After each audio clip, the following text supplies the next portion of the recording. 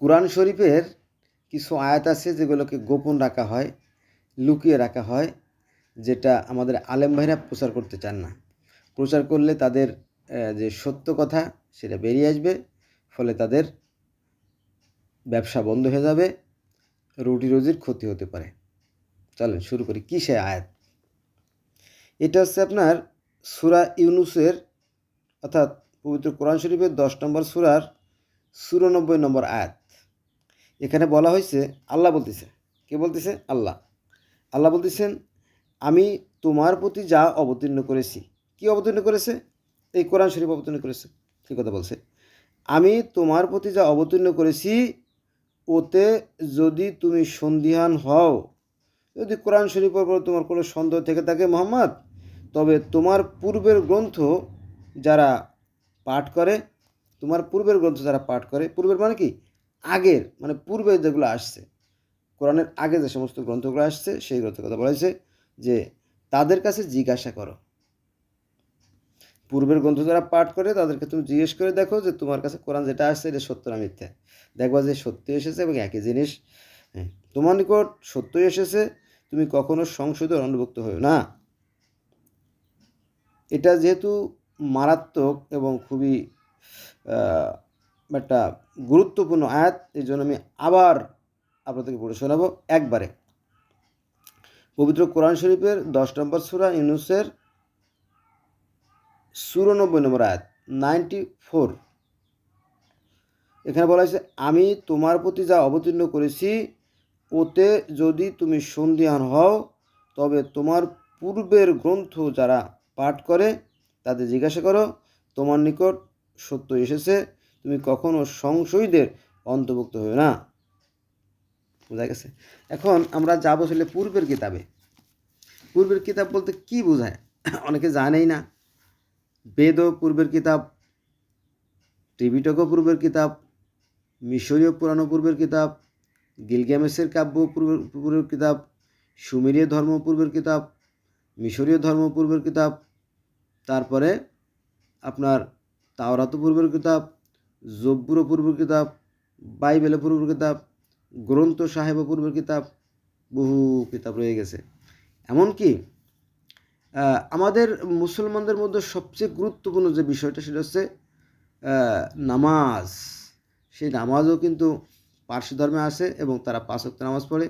আজ থেকে প্রায় 5,500 বছর আগে যে পারস্য ধর্ম বা ধর্ম, সেখানে সেই 5 ওয়াক্ত নামাজ আছে এবং সেই নামাজের আগে তারা ওযু করে। আপনার ওযুকে বলে পারসি ভাষায় প্রক্ষালন। তারা ওযুও করে, তারপরে নামাজ রোজাও তারা থাকে, তারপরে জাকাতও দেয়। তারপরে আমরা যেমন মরার পরে পুলসিরাতের পথ পাড়ি দিয়ে আমরা জান্নাতে যাব, ঠিক সেরকমটি এই পারসি ধর্মেও সেই পুলসিরাতের কথা বলা আছে। যেমন সিম্বত সাঁকো, সিম্বত সাঁকো মানে পুলসিরাত। আর পুলসিরাত মানে তো পুলসিরাতই জানি আমরা, তাই না? সেই পুলসিরাতের কথা আছে ইহুদি ধর্মে, পুলসিরাতের কথা আছে খ্রিস্টান ধর্মে, আর পুলসিরাতের কথা আছে ইসলাম ধর্মে। সব জায়গায় পুলসিরাত শব্দটা আছে। আবার আপনার সনাতন বা হিন্দু ধর্ম কিন্তু পুলস্রোতটা আছে, তবে তারা পুলস্রোত না বলে তারা বলে কি জানেন? তারা বৈতরণী নদী বলে। বৈতরণী অর্থাৎ সেই তপ্ত আগুনের যে নদী, সেটা পার হয়ে জানা যেতে হবে। হ্যাঁ, এরকমটি। তারপরে এটা ওই যে মিজান, মিজান মানে তো দাঁড়িপাল্লা। তো এই মিজান বা পুলসিরাত এগুলো সব মিশরীয় ধর্মে বা অন্য ধর্মগুলোতে আছে। এই বিষয়গুলো যদি সাধারণ মানুষ জেনে যায় তাহলে আর আলেমরা কিন্তু ব্যবসা করতে পারে না। বুঝছেন? এই কোরআন হচ্ছে সমগ্র মানব জাতির জন্য পথ নির্দেশক।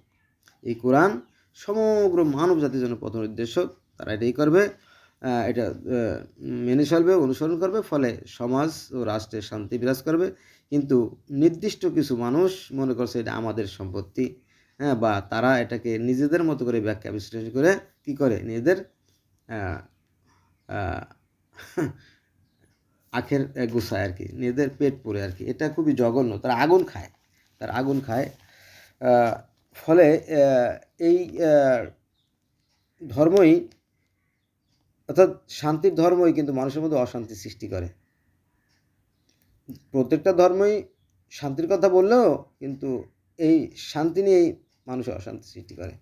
আচ্ছা, আর একটা গুরুত্বপূর্ণ আয়াত আলোচনা করি, তাহলে বুঝতে পারবেন কি ঘটনা। সেটা হচ্ছে যে সূরা ইউনুসের ৯৯ নম্বর আয়াত। এখানে বলা হয়েছে তোমার প্রতিপালক, হু ইজ প্রতিপালক? Almighty creator is our caretaker, isn't it? Yes, I am. তো ৯৯ নম্বর আয়াত, ১০ নম্বর সূরা ইউনুসের ৯ নম্বর আয়াত, তোমার প্রতিপালক ইচ্ছা করলে পৃথিবীতে যারা আছে তাদের সকলকেই বিশ্বাসী করত। আল্লাহ যদি ইচ্ছে করতেন তাহলে সমস্ত মানুষকেই কি বিশ্বাসী করতে পারতেন, অবশ্যই পারতেন। তবে কি তুমি বিশ্বাসী হওয়ার জন্য মানুষের উপর জবরদস্তি করবে? এখানে প্রশ্নবোধক চিহ্ন আছে যে আল্লাহ ইচ্ছে করলে সবাইরাই কিন্তু কি করতে পারতেন, একভাবে চালাতে পারতেন। কিন্তু এখানে ভালো আর মন্দের খেলা। আর আপনারা জানেন তো, তাই না, যে একজন কৃষক যখন তার ক্ষেতে ফসল বুনে, এখানে আমি কৃষক বলতে সৃষ্টিকর্তাকে বোঝাচ্ছি, আর তার ফসল বলতে এই বান্দা বা তার সৃষ্টিকুলকে বোঝাচ্ছি। তো একজন কৃষক ফসল বুনলেন, তাতে দুই রকমের ফসল পাওয়া গেল, তাই না? একটা আছে হৃষ্টপুষ্ট দানা, যার ভিতরে শ্বাস আছে, খাদ্য উপাদান আছে, আর একটার ভিতরে কোনো খাদ্য উপাদানই নাই, তাই না? তাহলে সে কোন ফসলটা সে গোলায় রাখবে পরবর্তী বছরের জন্য? নিশ্চয়ই হৃষ্টপুষ্টটা।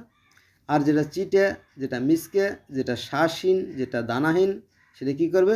সেটা ফেলে দেবে বাগাড়ে অথবা গবাদি পশুর খাদ্য হিসেবে। এটা খুব সহজ বিষয় না? সহজ বিষয়। ওই কথাই বলা হয়েছে যে যে যেমন কর্ম করবে সে তেমনই পাবে।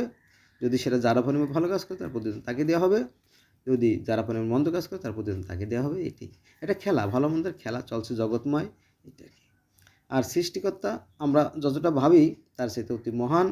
সৃষ্টিকর্তা সবাইকেই ভালো মন্দের জ্ঞান দিয়ে সৃষ্টি করছে। ধন্যবাদ।